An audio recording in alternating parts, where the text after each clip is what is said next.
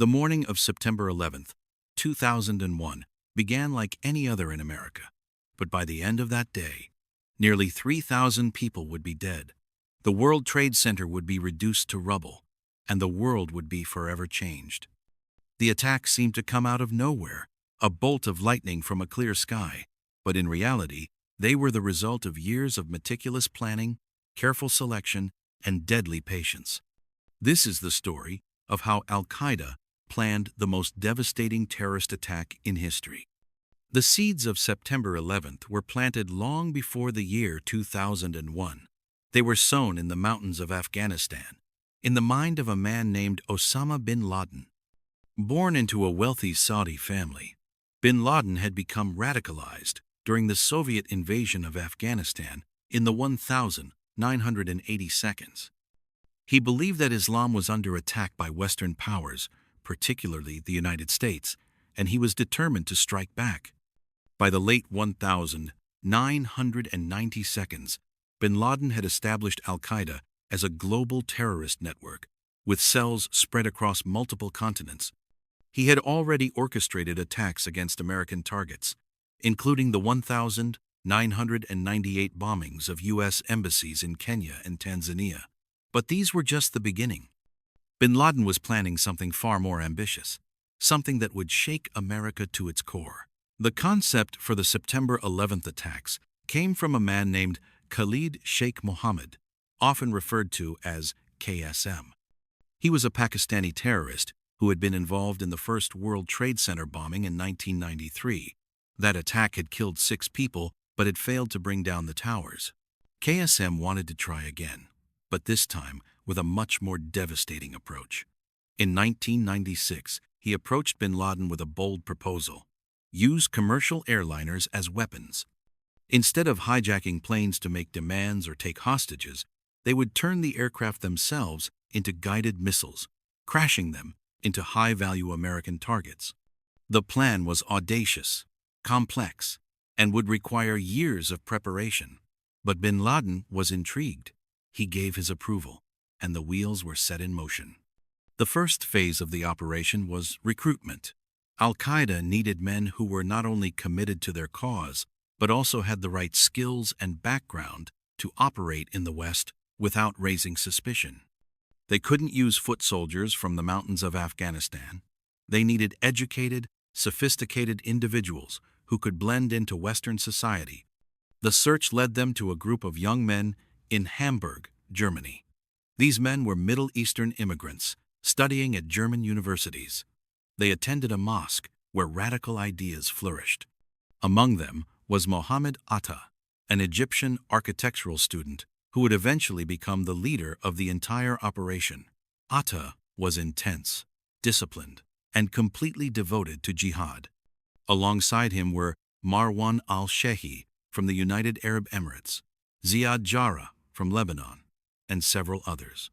These men were perfect candidates. They spoke English, had experience living in the West, and were willing to die for their cause. By late 1999, Atta and several of his Hamburg associates traveled to Afghanistan to meet with Al-Qaeda leadership. There, in training camps hidden in the mountains, they were vetted, tested, and eventually selected for the operation. Bin Laden and KSM explained the mission. They would hijack multiple planes simultaneously and crash them into symbolic American landmarks. The targets were chosen for maximum psychological impact. The World Trade Center represented American economic power. The Pentagon represented military might, and there were discussions of other targets, including the White House or the U.S. Capitol, symbols of political power. The men accepted their mission without hesitation. They knew it was a suicide operation, but they believed they were fighting for a higher purpose. After the meeting in Afghanistan, the hijackers returned to their respective countries and began preparing for the mission. The first step was to enter the United States. This proved surprisingly easy. Most of them applied for student visas or tourist visas, and most were approved without any red flags. American immigration officials had no reason to suspect that these educated, well-spoken young men were planning mass murder. Between early 2000 and summer 2001, all 19 hijackers entered the United States. They settled in different cities, primarily in Florida, California, and New Jersey. They rented apartments, opened bank accounts, and lived quiet, unremarkable lives. To their neighbors and acquaintances, they seemed like ordinary foreign students or workers. But beneath this facade, they were preparing for their mission. The most critical task was learning to fly. Mohammed Atta and several others enrolled in flight schools across Florida and Arizona. They told instructors they wanted to learn to fly commercial jets. Some instructors found their behavior odd. They seemed uninterested in learning how to take off or land, focusing only on steering the aircraft once it was airborne.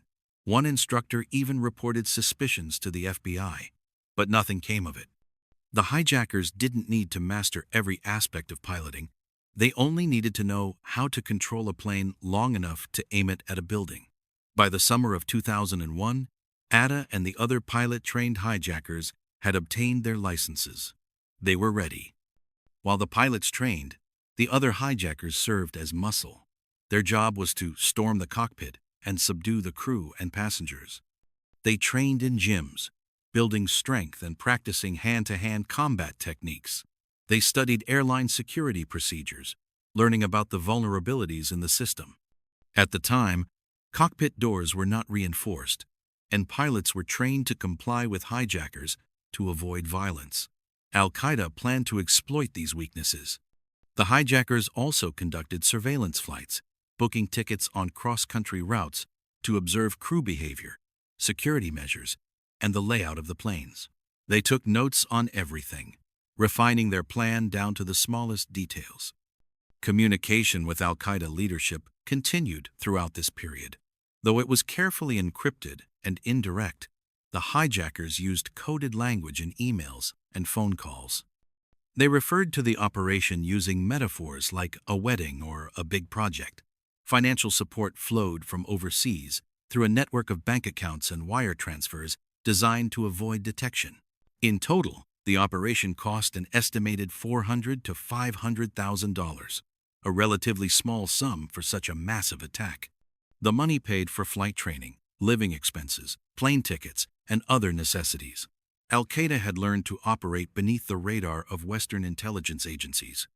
As summer turned to fall in 2001, the operation entered its final phase. The date was chosen, September 11th. It was selected because flights tend to be less crowded after the peak summer travel season, making hijacking easier.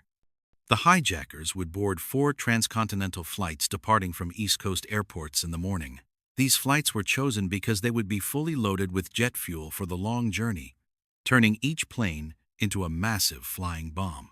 The 4 flights were American Airlines Flight 11 and United Airlines Flight 175, both departing from Boston bound for Los Angeles. American Airlines Flight 77, departing from Washington Dulles, bound for Los Angeles, and United Airlines Flight 93, departing from Newark, bound for San Francisco. On September 10th, the 19 hijackers were positioned and ready. Some spent their final night in hotels near the airports. Others made last-minute preparations. Mohammed Atta, the tactical leader, flew from Boston to Portland, Maine, then back to Boston the next morning, likely to ensure he wasn't flagged by security for arriving too early. The hijackers prepared themselves mentally and spiritually. They prayed. Some wrote farewell letters, though these were carefully worded to avoid revealing the specific plot. They shaved their bodies according to Islamic ritual, preparing for martyrdom. They knew that in less than 24 hours they would be dead, and thousands of others would die with them. The morning of September 11th arrived. At airports in Boston, Newark, and Washington, the 19 men checked in for their flights. Security was lax by today's standards. There were no reinforced cockpit doors, no armed air marshals on most flights, and screening was minimal. The hijackers carried box cutters and small knives, which were technically allowed under regulations at the time. Some later reports suggested they may have also carried mace or pepper spray. They boarded their flights without incident, dispersing themselves throughout the cabins to maximize their control once the operation began. Everything was proceeding exactly as planned. Shortly after takeoff, the hijackings began almost simultaneously.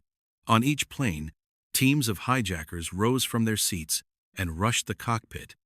They used their small weapons to threaten crew members and passengers. On some flights, they claimed to have bombs, though this was likely a bluff. Within minutes, they had breached the cockpit doors and taken control. The pilots were either killed, incapacitated, or forced out of their seats. Mohammed Atta took control of American Flight 11.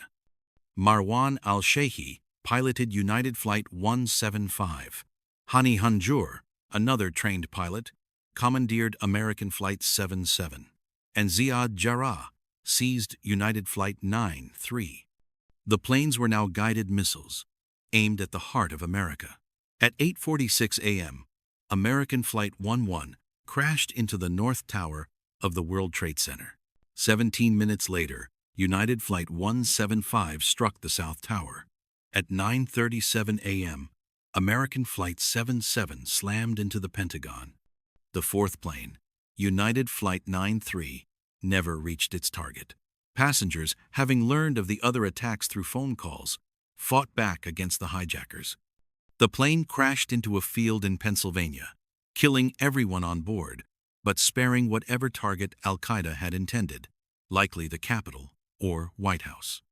In less than 2 hours, Al-Qaeda had killed nearly 3,000 people and transformed the world.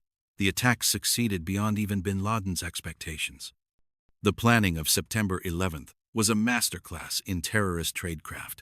It combined strategic vision, operational patience, and ruthless determination.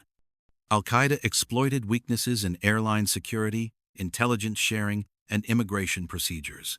They recruited educated operatives who could move freely in Western society. They used encrypted communications and financial networks to avoid detection. They trained meticulously, studying every detail of their targets and methods. And perhaps most importantly, they were willing to wait. The operation took years to plan and execute, requiring discipline and secrecy that few terrorist organizations could maintain.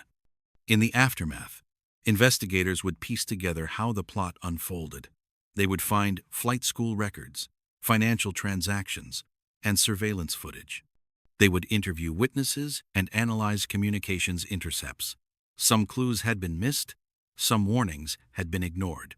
The infamous August 6, 2001 presidential daily brief, titled "Bin Laden Determined to Strike in U.S.," had hinted at the danger, but it lacked specifics. Several FBI agents had raised concerns about Middle Eastern men learning to fly planes, but these warnings never reached the right people. The system had failed to connect the dots. Al-Qaeda had successfully operated beneath the radar until it was too late. The legacy of September 11th is written not just in the deaths of that day, but in everything that followed. The attacks led to 2 decades of war in Afghanistan and Iraq. They reshaped global politics and security measures. They created a surveillance state and changed how we travel, communicate, and think about terrorism. And at the center of it all was a plan, conceived in the caves of Afghanistan, refined over years of careful preparation, and executed with horrifying precision. Understanding how Al-Qaeda planned these attacks is essential to preventing future tragedies. It reminds us that terrorism is not random or impulsive. It is calculated, patient, and constantly evolving. Only by understanding the methods can we hope to defend against them. The story of September 11th is one of evil, but also of warning. It is a reminder that vigilance, intelligence, and preparation are our best defenses in an uncertain world.